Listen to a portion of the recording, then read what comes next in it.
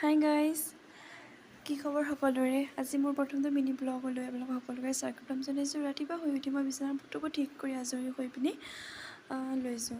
আৰু এইপিনে প্ৰসাদ এপাহো চাওকচোন কিমান যে আনচিজিল হৈ আছে নহয়, আকৌ ঠিক ঠাক কৰি লৈ পিনি লৈছোঁ।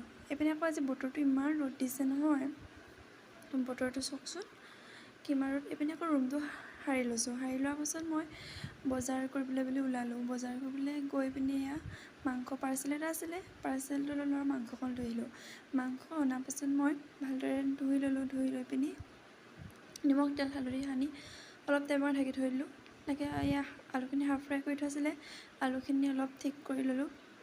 ঠিক কৰাৰ পাছত এয়া 3 মিনিট 4 মিনিট পাছত নমাই দিলোঁ। নমোৱাৰ পাছত এয়া মই কাটি থোৱা পিঁয়াজখিনি দি দিলোঁ। দিয়াৰ পাছত মই হালধি চালধি দি পিনি ধুনীয়াকৈ মাংসখিনি ভাজি ল'লোঁ আকৌ এবাৰ।